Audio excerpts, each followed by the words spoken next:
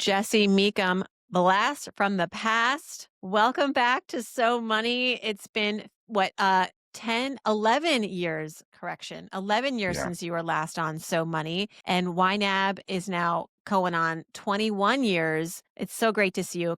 Congratulations on everything and welcome back to the Thank you. show. Yeah, I'm glad to be back. Very glad. Yeah. It's an honor to have you. I mean, I promised the audience we were going to talk about budgeting in 2026. We'll visit it more than a few times, but what Yeah. a great way to start out the year to have you on the show. You Need a Budget is probably the most referenced resource, at least on our podcast. And I mean, I think it was just like a few days ago on Good Morning America, one of the hosts was like, Yeah. "Yeah, I love YNAB. It's my That was fun favorite." for us. Yeah. Yeah, nice little Christmas miracle there for you. Yeah. But in all seriousness, I mean, YNAB, as I mentioned earlier, 21 years, while we have seen so many budgeting apps and tools come and go, Yeah. Mint, Yeah. namely, I mean, one that was for so long was like a contender here and they, for whatever reason, are no longer around. And so my first question for you, Jesse, is just, you started, I want to get back to your origin story. When you came on the show all those years ago, we talked about it. I think it's worth revisiting. It's a great story. But firstly, just, what do you think it is about You Need a Budget that has allowed it to endure really at this point the decades, amidst all the changes, and we're going to talk about the changes. I mean, we're really living in a different world today than when you started.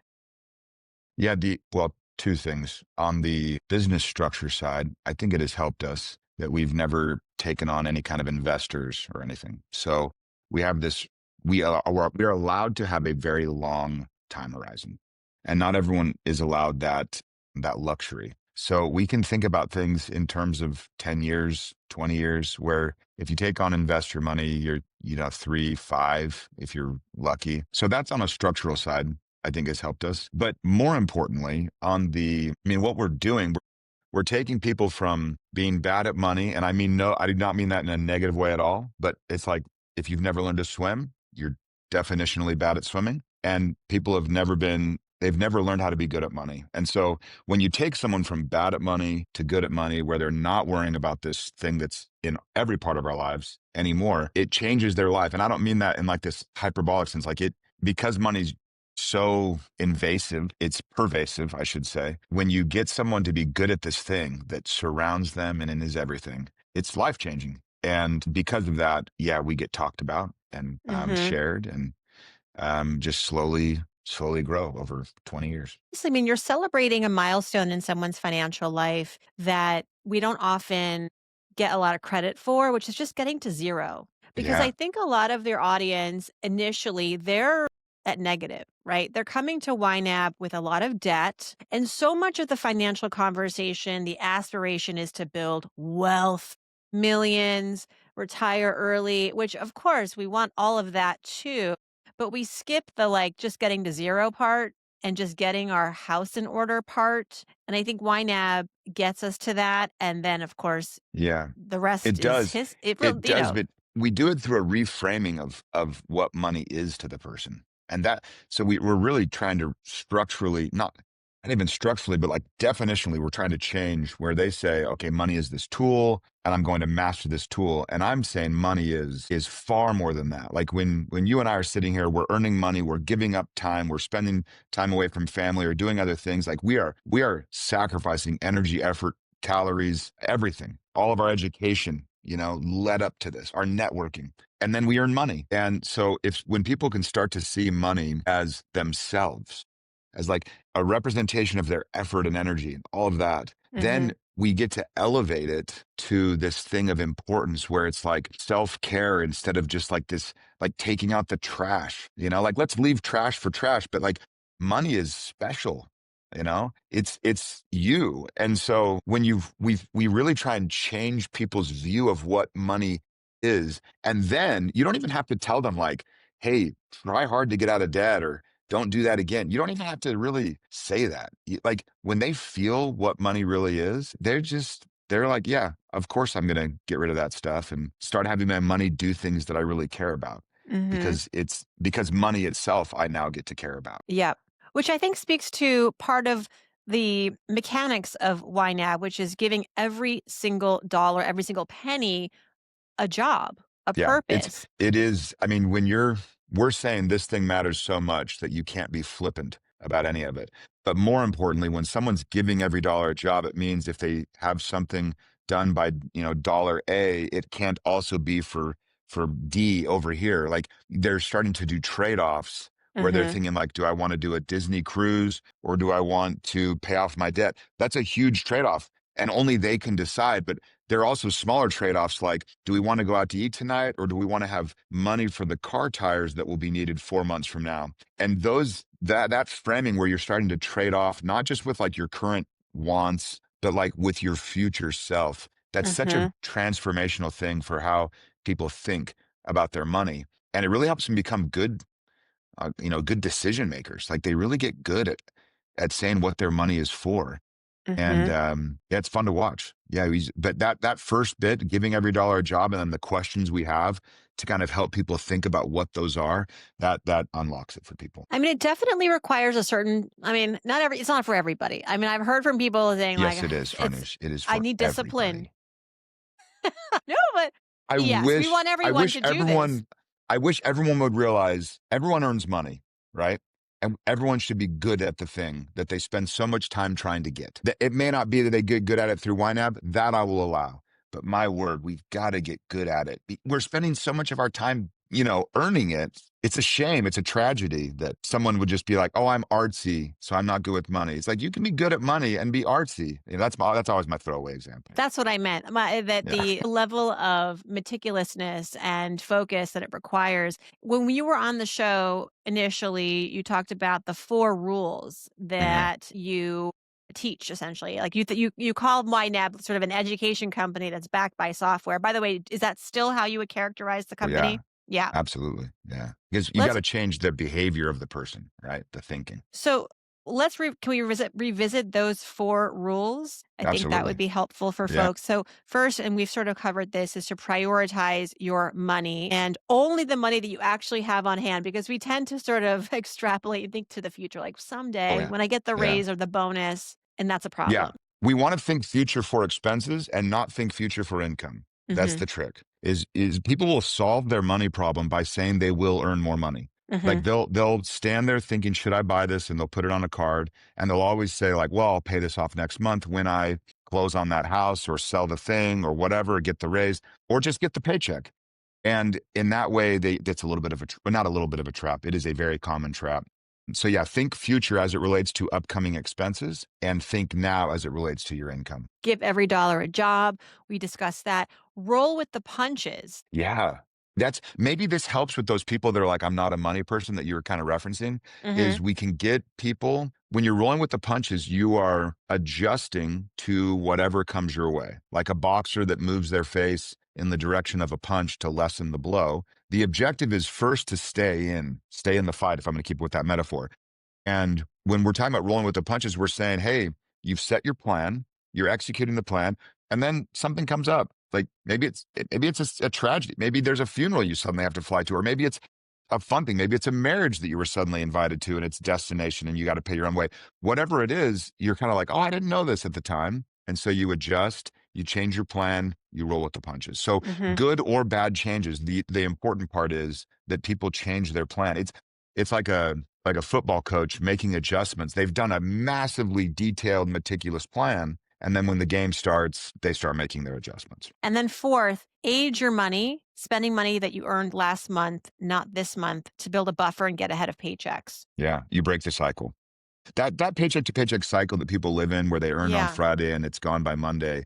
I mean, where you have this pile of bills waiting for the paycheck. We just flip it around. And it takes our numbers tell us it takes about 4 months for someone to get a month ahead. 4 to 6. It kind of depends on obviously on unique situations. How much of a safety nest, emergency savings nest do you recommend people have today? And I don't know, it Yeah. always feels a little uneasy at the beginning of the year.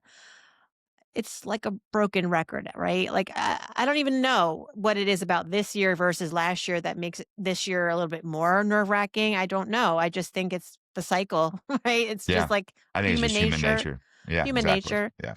Yeah. So, what is YNAB recommending right now? We don't give any firm recommendation on what people call emergency funds. Mhm. What we've noticed is when people follow that second rule, where you're embracing your true expenses and you're looking ahead to like large, less frequent stuff. Those are the emergencies that people will often be caught by. So I mentioned car tires. That's a classic one. We know they wear out. We know we're using our car. We know it's going to take, I don't know, 40,000 miles or whatever. It seems sooner than that, to be honest. But those they'll wear out, and we just want to set aside money for car repairs, and then when it happens we have money that's for car repairs. A lot of times with the emergency fund, people will say, okay, I've got this fund for emergencies, and then they feel bad if an emergency happens and they have to dip into it. They feel like they've digressed, which isn't true, or they will use it for things that aren't actually emergencies. Then they also kind of feel bad because there's some dissonance there. It's like, well, I did I need is this? It's just Yeah. this whole thing.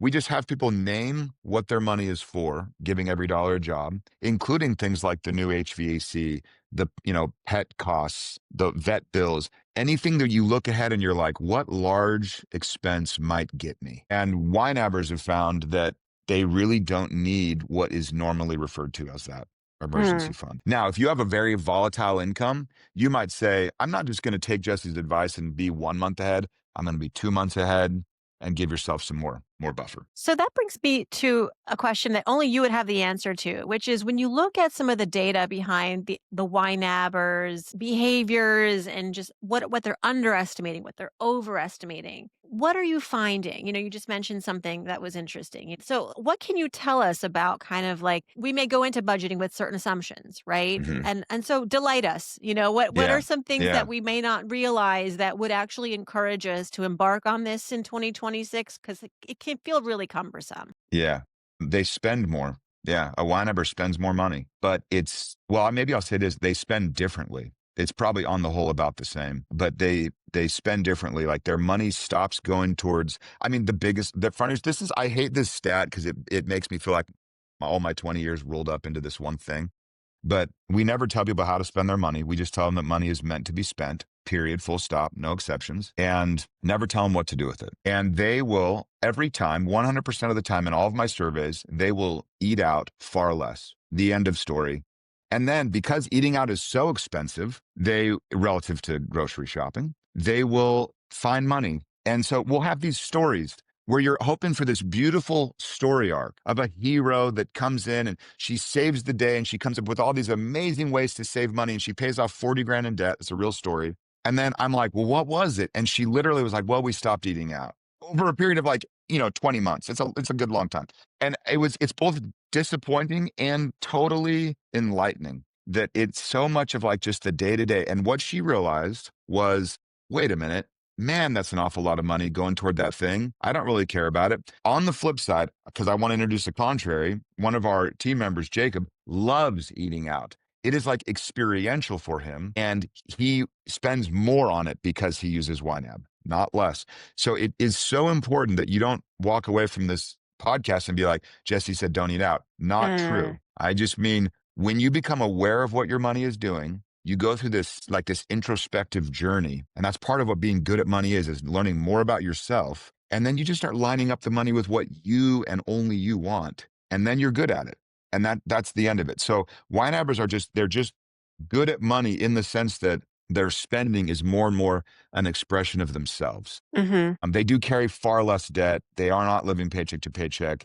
They're usually dual incomes if you want more like demographic data, but that's pretty normal just for life, They're half married, all that, it's all the normal stuff that we see, but they love how they spend their money. And to love how you spend the thing that you spend so much of your life getting, that's a good spot to be. I want to put a pin in that and go back to your origin story for starting YNAB because I love this story and I think it just like so many great business stories and I've interviewed like scores, hundreds of entrepreneurs at this point. Really at the end of the day it's like you're filling a need that you see in your personal life. It's very personal to you. You and your wife just like I think you just wanted to pay rent. You Yeah, really wanted that to was figure it. this out, your money stuff out. And through that developed YNAB, which now services, are you global yet? I mean, we aren't intentionally, but yeah, people find us from everywhere. Yeah. Yeah. So take us back to 21 years ago. Yeah. I mean, honestly, we were budgeting, in that classic. I don't like that word because it conjures up restriction for It's people. in your business name. I It mean, is. It is. We live with it like a shackle around our ankle. But it's when people learn what we mean, then it's okay. But boy, is it hard to unpack and unwind that without all those connotations. Be that as it may, we were on a budget and we were living so lean. And I remember we were both still students in school. And I remember walking past this little bakery in like the middle of the student center. And there was a donut, and it's an old fashioned donut, like that's the best kind. And it was 50 cents. And I walked past it and I wanted one because I always do. And I had this realization that I couldn't buy the donut. Things were so tight that I couldn't spend 50 cents on a donut. That's how like we were watching things so closely. And it was demoralizing. And I'm this accounting major, I'm getting a master's degree. And I'm like, how is it possible that I think I should be good at money with everything I'm learning? And I feel so lousy about it. So we went back and we kind of revisited this budget that was all about just like scrimp, scrimp, scrimp. And we asked ourselves a much more important question, which is like, what are our priorities really? And it opened up for us still not a lot of money because there wasn't a lot of money there. It means like $10 an hour part-time job situations. So it was not a lot of money, but we did start to prioritize a few things where we said, okay, $5 for each of us every month was like free money. You could do whatever you want with. That would buy you, and with quick math, that buys you 10 donuts. So it's not too bad. And we also prioritized like a date night, even though the date night was Little Caesars $5 pizza. But it was a strange thing for Julie and me to experience this. Like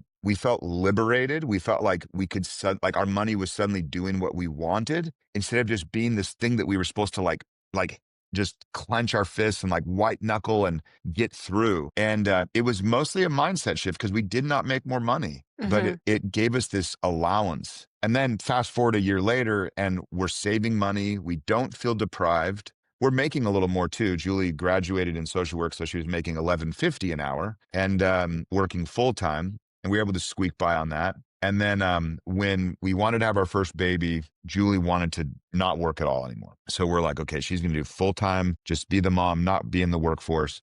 And I was still going to stay part time. And that was the impetus for maybe I could sell this spreadsheet and make a little bit, just enough to get us through school, get me through school, and be on our way. So, Wow. How did you get that spreadsheet to scale? At least in the first yeah, phase one. We it's don't have to go through the entire business 20 It was years 6 it was later. only 6 months, no, no, no, that's I'm a year off. It was a year and a half. Yeah, I started in '04, middle of '04, and then ran it for about a year and a half, and it's just selling little bits, like, just enough for, like, this accounting major student to be like, "This is interesting," and, like, learning how marketing works, and I was just going through, like, learn how business stuff works, and the internet was new, and, like, AdWords cost 5 cents per visitor, which I think now it's like, I don't know, $1,000. Who knows? It's so expensive. Gosh. But back then, when AdWords first started, no one even knew about it. And so Julie and I was like, how much money could we put toward ads? And we both decided $63 was the amount we could use to test. You can't sneeze for $63 No. on AdWords now. So that lined up for us. And so we were able to get enough visitors to know that there was some validity to it. The rules came later. First, it was the spreadsheet. And then I realized, like, oh, it's enforcing these rules. So I started talking about the rules more than the spreadsheet. And lo and behold, that sells. And then I met Taylor, my business partner, and we we just got rid of the spreadsheet and he wrote the software. And we've just iterated on that ever since. So the spreadsheet was only about a year and a half of our existence, but it was like this. It was important. It funded Taylor's project, right? It funded the early learnings. It was a great minimum viable product. Yeah.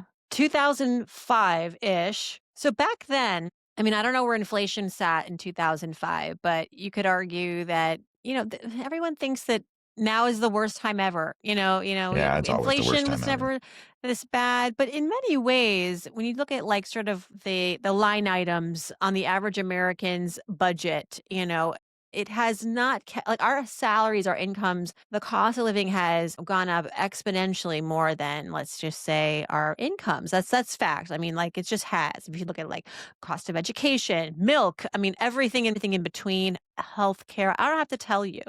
And so when you look back at that version of YNAB when you first started it, what surprises you most about where YNAB has gone and the budgeting conversation has gone to today?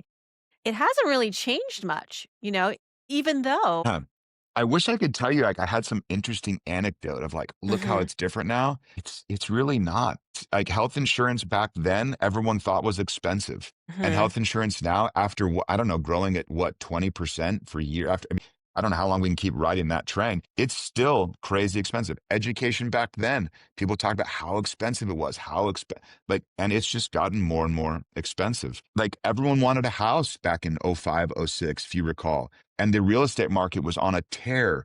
And like my hometown of Phoenix, where I grew up, was just blowing up. And Julie and I were so concerned we would never be able to afford a house. And we actually had been saving up for the house with the YNAB money. And then Taylor comes along, and I go to Julie. I'm like, what if we gutted our house down payment and didn't kind of let that go and pay this random guy I met on the internet to build us software? And that worked out. But and today you hear the same thing. How will we afford a house? So history doesn't repeat, but it rhymes. That's what I've started feeling like. Every graduating group feels like they kind of were dealt a bad hand. mhm, I remember in graduating in '06, '07, '08, those kids that were kind of with me, and you fell right into a recession where everything, the bottom had fallen out, and then fast forward a little while, and you have debt crises in 13 and 12, and it's just on and on we go. mm, So our objective is if you get people good at money, everything else can happen around them. And I'm not trying to write off, like, sometimes stuff happens to us and it is existentially bad. On the whole though, it doesn't. That's like it can, but it doesn't. And when we're only looking out and looking at the news and we feel like everything's in our backyard, you can feel like everything's happening to you.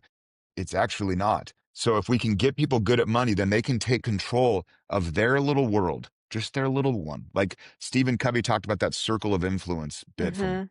decades ago. Getting good at money is really about staying focused on what you can control, making sure that you love your money. And I don't mean that in any weird way. I mean it in like the healthy way. It's a form of self-care that can really have you loving how you use it.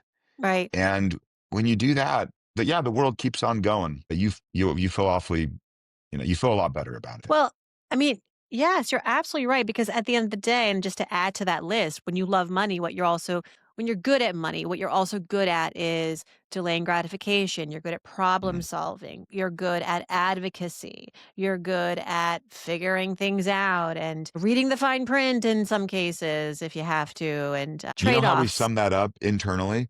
We sum that up as an agent. You are exercising agency. You are acting on the world instead of having it just roll over you. And like that fine print thing, that's you asserting, right? Now you have ChatGPT look at the fine print, but still the objective is the same, right? And that's the idea of you're like, I am no longer just going to have everything come at me and feel like a punching bag. Like I'm actually going to start asserting and acting and creating. I love the way you frame that. Well, you brought up Chat GPT, and that was my Yeah. next pivot. So AI, it's the promised land. No. Mhm.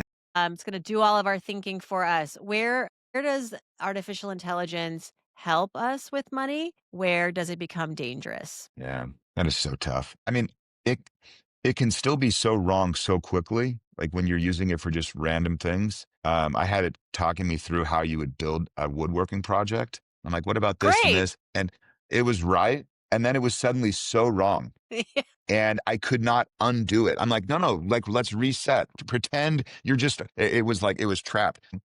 I think it will do a lot of the minutia. And like you'd mentioned earlier, the people that are bad at money, it's like the tedium, like the discipline. It's like you need discipline for the tedium. You don't need discipline for writing checks to do the Disney cruise. Like that's the fun part, right? We need the discipline for, I think, mostly the tedious side of things. I think AI will eliminate a lot of our tedium, Mhm, and then we can just focus on the value add parts of our job with money, which is to decide what it's for.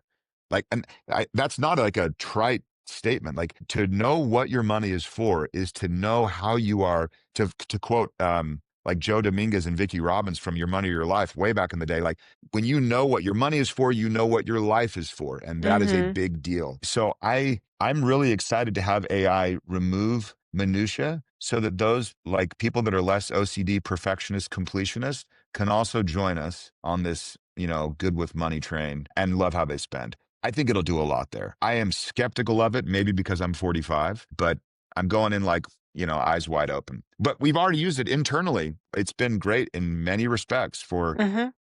development, for some of our support work. Yeah, it's a Yeah. great thought partner a lot of the time. I mean, I think to ignore it would be a mistake.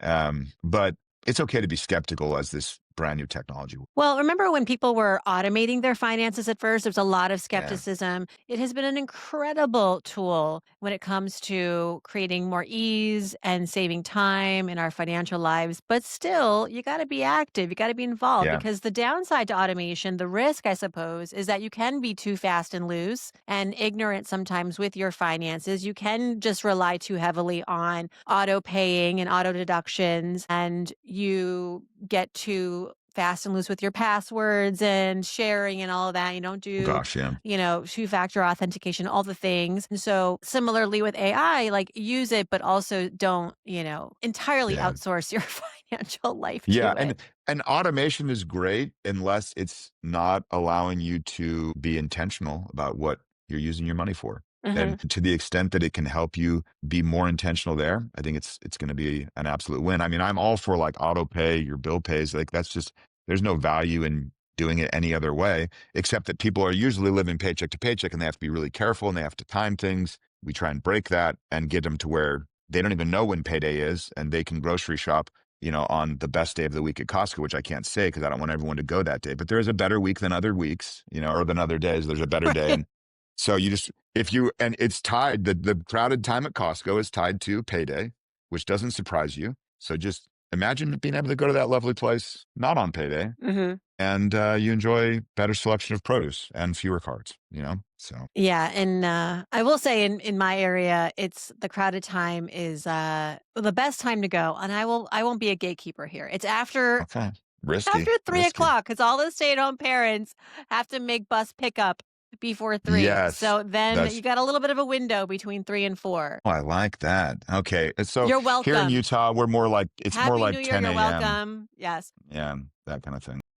All right, quick advice. If someone feels just a little like the January train has left the station, they're not on it. Hmm. They wanna get on to them some financial goals this year, budgeting, topping the list. What's something they can do to ease into it starting this week? Oh, yeah. Pull up on your phone and look at the balance of your checking account and write it on a piece of paper. And then below that number, write down what you will spend from that pile and where you will spend it. Like, I'm going to spend $100 for gas. I'm going to spend $100 for groceries at Mm, 3 p.m. after bus pickup or whatever.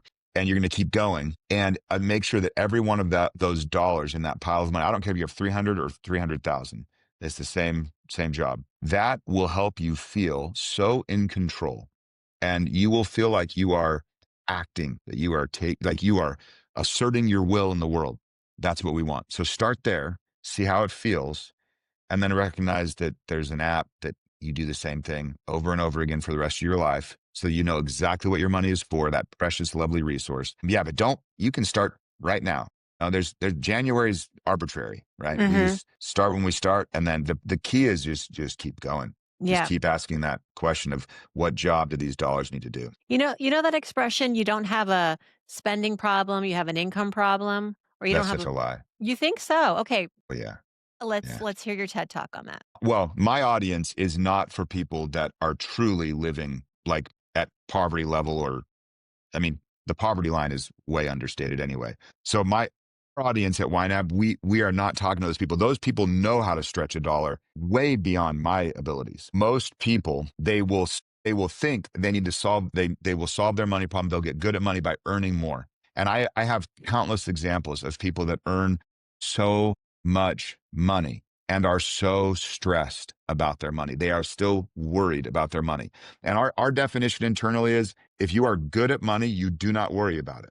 And so that's my gauge. And I can just show you across all income levels, worry, worry, worry, worry, worry, all the way down. And so we solve it now. Solve it first by getting their spending right. And then you're like, Jesse, but what if they want to earn more?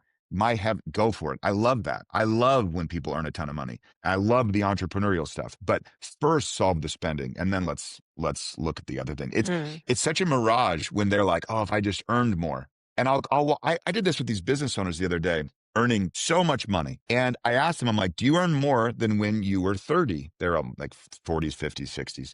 And they're just like, they're all like sometimes 10 times more. And I was like, are you more or less worried about money now than when you were 30? Most of them were more worried. And so it really is about learning to be good at it. And then, yeah, earn all you want, but learn to be good at it first.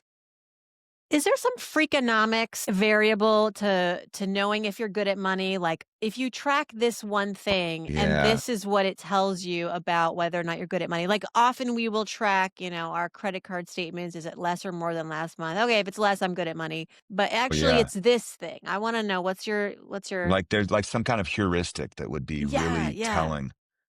Ooh, Like people who are that's really good such at a good money, question. they spend more or less in this area, and it's Yeah. consistently this thing. As far as the numbers go, I don't know if I could tell you. If you're good at money, you don't know when payday is. It's automated. Like you're living, you're not Yeah. on that paycheck to paycheck train. So it just comes in. If you're bad at money and you're discussing it with your spouse, there's tension. And when you're good at money and you're discussing with your spouse, there's aspiration, right?